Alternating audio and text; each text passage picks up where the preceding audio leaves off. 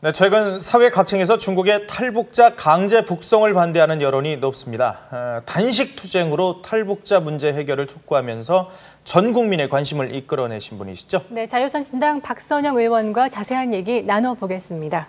안녕하십니까? 안녕하세요. 네. 어떻게 몸은 좀 괜찮으세요? 네, 좀 힘들긴 하네요. 네.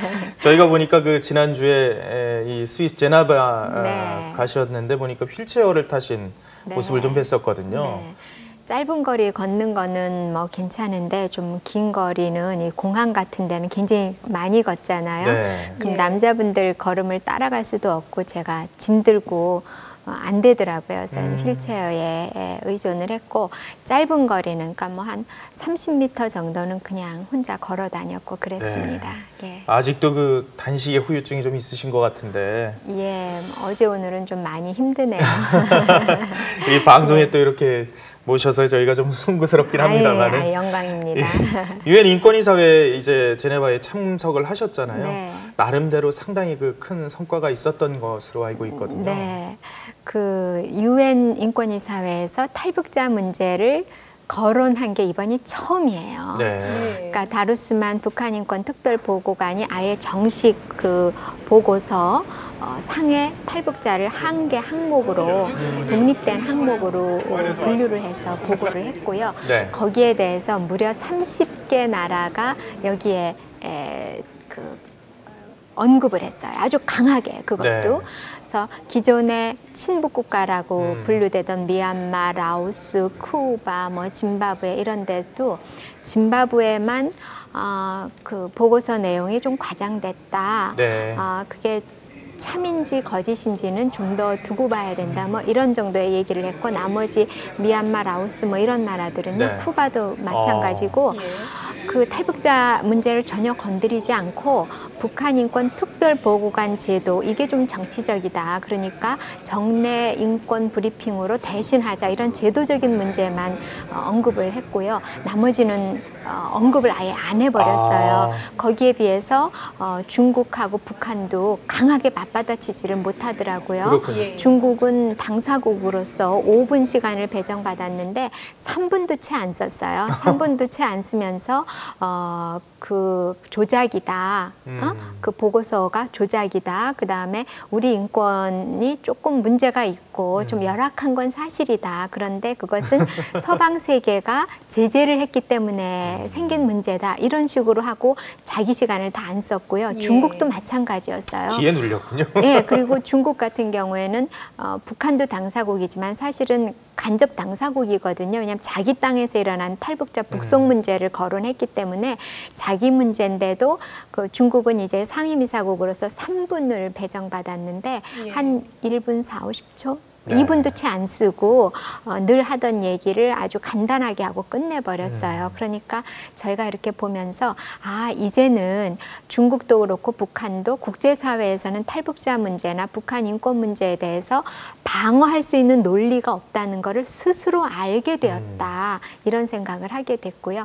나머지 선진국들은 뭐 아주 가차없이 이 문제에 대해서 이거는 뭐 그 지구상의 존재하는 유일한 지옥이다. 뭐 이런 표현을 쓰면서 헬 뭐 이런 표현을 쓰면서 아주 강력하게 비난을 하기도 해서요. 무려 25개 나라가 발언을 했습니다. 예.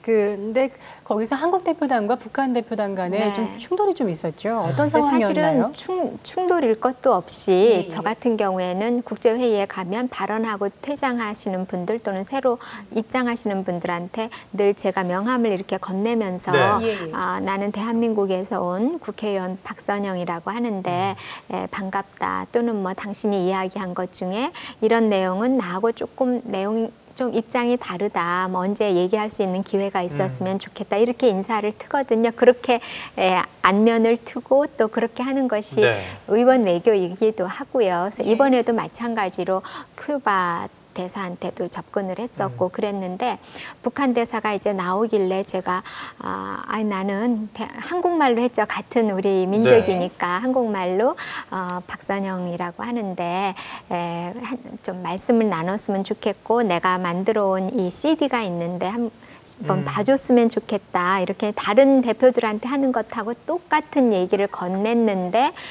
뭐 옆도 안 보고 딱 앞에만 착 쳐다보면서 입을 아주 이를 앙다물게 이렇게 이 양쪽 볼에 힘을 주면서 입을 굳게 다물고는 앞으로 나가는가 싶어서 다시 한번 이렇게 명함을 그 옆으로 건네려고 하니까 옆에 있던 그 제가 보기엔 경호원 같아요. 네. 저희가 간다 그러니까 평양에서 10명이 날아왔다 그러더라고요.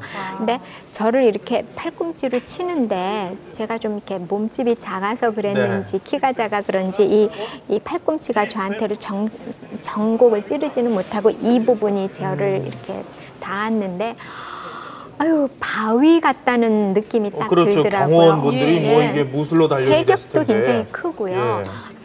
아, 깜짝 놀라. 어머 이게 바위야 콘크리트야 막 이런 생각이 드는 순간 이은재 의원 같은데 막 악소리가 나더라고요. 그래서 이렇게 보니까 팔이 잡혀갖고 이렇게 비틀리더라고요. 그래서 제가 너무 놀랐는데 팔만 비틀린 게 아니라 밑으로 발로 정강이를 찼다 그러더라고요. 이은재 의원한테는. 그래서 나중에 저녁 때서야 저희가 만났는데 보니까 정강이, 그러니까 종아리 앞부분 있죠. 조인트 까인다 그러는 그 부분이 이렇게 시뻘겋게 이렇게 피멍이 들어있더라고요. 예, 그러니까 이제 안영안 의원이 아니 여성 의원들한테 어떻게 이렇게 폭력을 쓰냐고 이제 소리를 지르니까 UN 세큐리티 가드 그 경비원들이 안영안 의원을 이렇게 벽 쪽으로 밀어붙이더라고요. 그러니까 안영안 의원이 이제 뭐 탈북자를 구해주세요. 대표자 여러분들 탈북자를 구해주세요. 이렇게 영어로 이렇게 얘기를 하는 거를 이제 제가 그때 보게 되고 그러면서 이제 언론과 뭐 기자들, 그러니까 취재 기자, 방송 카메라 기자, 그다음에 뒤에 앉아 있던 NGO들, 뭐 대표들 이런 사람들이 좀 모이면서 약간 좀 어수선했지만 회의가 중단이 된다거나 뭐 이러지는 않았어요. 저도 여기서 그 화면 보고 참 안타까웠었는데요. 그 북측 반응은 어떤가요? 뭐라고 하던가요? 북에서는 뭐 일절 뭐 서세평 대사 같은 경우에는 아주 끝까지 입을 앙다물고 눈을 탁 앞으로만 고정하고 그냥 걸어 나갔고요. 그 경호원으로 보이는 사람들이 어디 와서 행패야 뭐 이런 말을 하는 거를 제가 이제 얼핏 들었는데 행패는 저희가 부린 게 아니죠. 근데 일부 매체에서는 또 뭐 우리가 팔을 잡은 것처럼 이렇게 보도가 돼서 참 안타까웠어요. 그 뭐 비디오가 다 녹화가 됐기 때문에 우리 국내에서도 다 보시지 않았습니까? 이은재 의원이 팔이 잡히고 뭐 하는 게 다 나왔는데도 마치 또 우리가 먼저 무슨 도발을 하거나 폭력을 쓴 것처럼 우리는 폭력 쓴 게 전혀 없거든요. 뭐 저희 TV조선에서도 뭐 계속해서 지금 뭐 자료 화면으로 나갔습니다만 뭐 전 세계에 다 똑같은 화면들이 나가는 거니까 뭐 그거는 뭐 누구나 자명히 잘 아실 겁니다. 그래서 저희가 내외신 기자회견을 했는데요.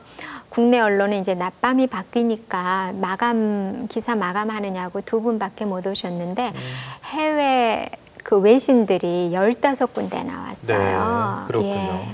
어떻습니까? 이 사실 뭐 제네바까지 가신 거는 탈북자 강제 북송을 막기 위한 거지 않습니까? 결국은 탈북자 강제 북송 막기 위해서 이 인권 이사회에서는 어느 정도 이 움직임이 있었다 그랬는데 앞으로가 더 중요할 것 같아요.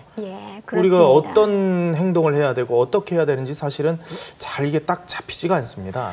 사실은요, 탈북자 문제는 한국과 북한, 한국과 중국의 문제가 아니라 국제 질서 속에서 유엔의 문제예요. 왜냐하면 중국이 이미 30-40년 전에 유엔 난민협약, 그다음에 유엔 고문방지협약에 가입을 했거든요. 그러니까 우리가 중국을 보고 양자관계에서 주장을 할 것이 아니라 우리 외교력을 키워서 유엔이 이 문제를 제기하도록 하면 돼요. 그러니까 똑같은 사회주의 국가라도 러시아는 철저하게 UNHCR, 그러니까 난민 고등 판무관을 통해서 이 문제를 해결하고 러시아는 뒤로 빠져 있거든요.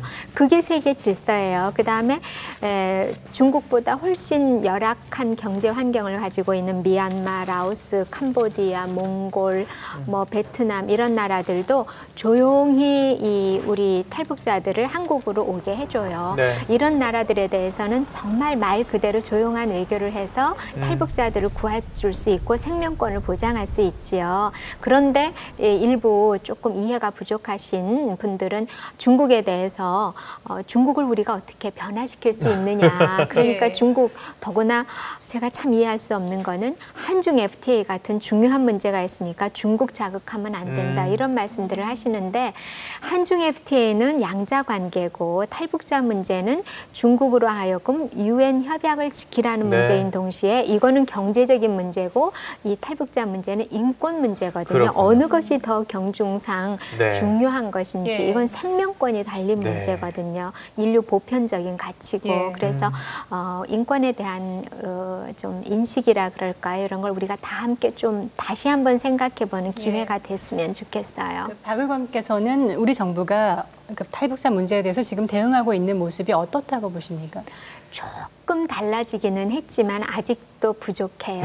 조금이군요. 조금. 왜냐하면 그동안은 사실 김대중 정권, 노무현 정권 예. 오면서 탈북자들을 밀어냈잖아요. 예. 우리 공간에 심지어 들어온 탈북자까지도 공안 불러서 공안으로 하여금 내쫓게 하고 이게 정말 주권국가로서는 있을 수가 없는 일이거든요. 우리 공간은 우리 영토예요. 치외법권 지역이고 근데 그 지역에 들어온 우리 탈북자를 공안을 불러서 잡아가게 한다는 거는 이건 경악스러운 일이거든요. 근데 그렇게 해왔어요. 노무현 정권, 김대중 정권 때. 네. 예. 근데 지금 정권도 초반에는 조금 뭐 소극적이다가 이제 와서 조금 입장을 바꾸어서 조용한 외교를 더 이상 하지 않겠다고 했는데 이번에도 제네바 가서 대사 얘기를 들어보니까 제가 그래서 발언할 국가들이 몇 개국가나 되고 어느 정도 좀 이렇게 차례나 이런 것도 좀 했냐 그랬더니 본부에서 적극적으로 나서지 말라는 공문이 내려왔다는 거예요.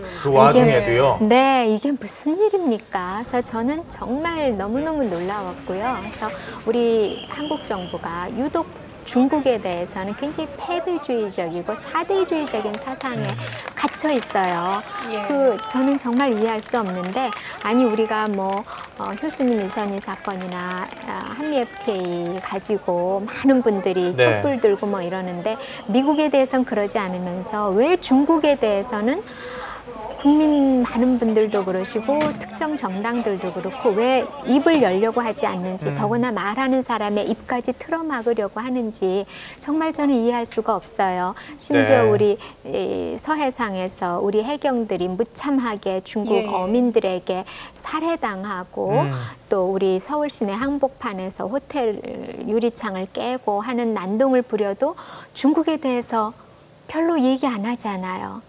그런 것들이 저는 우리들 잠재의식 속에 패배주의적인 또는 사대주의적인 사상이 밑에 깔려 있는 것이 아닌가. 네. 아니면 유독 이 중국과 북한에 대해서는 심기를 건드리면 안 된다라고 하는 정말 이해할 수 없는 그런 생각들이 왜 또아리를 틀고 있는지 예. 그 부분에 대해서 좀 안타깝게 생각을 합니다. 참 좀 이게 좀 잘 해결됐으면 좋겠습니다. 이게 다 동포잖아요. 결국 탈북자분들도. 네, 동포이기도 하지만 인류의 문제고요. 그렇죠. 생명, 예. 사람이 죽어가는데 저기 사람이 죽어가고 있어야 하면 소리를 쳐야 될 거 아니에요. 그럼요. 우리가 네. 부리하고 소리쳐서 예. 많은 사람이 피하도록 하듯이 근데 입을 뒤집어 쓰고 사람 죽어가요 이렇게 얘기하라는 거는 말이 안 되죠. 알겠습니다. 탈북자 문제 한동안 사실 굉장히 크게 이슈화됐다가 지금 북한이 국면 전환을 광명성 3호로 좀 하는 모습인데요. 잊혀져 가는 게 제일 어려운 것 같습니다. 네. 잊지 말고 국민들이 또 계속 관심을 가져줄 수 있도록 좀 열심히 좀 해주십시오. 네, 의원님. 그리고요. 금요일 날 북한이 발표했는데 그날로 일본은 받아쳤거든요. 네. 우리 영해 영공 침범하면 우리는 반격하겠다 이렇게 요격하겠다 했는데 우리는 금, 토, 일, 월 나흘째 돼서야 뭐 네. 부랴부랴 오늘 아침에 외교안보 장관회의 예. 연다는 게요. 저는 정말 이게 주권국가로서 있을 수 있는 일인가. 국정을 책임진 청와대가 이렇게 뒤늦게 하면서 무슨 긴급 장관회의 이게 무슨 긴급입니까?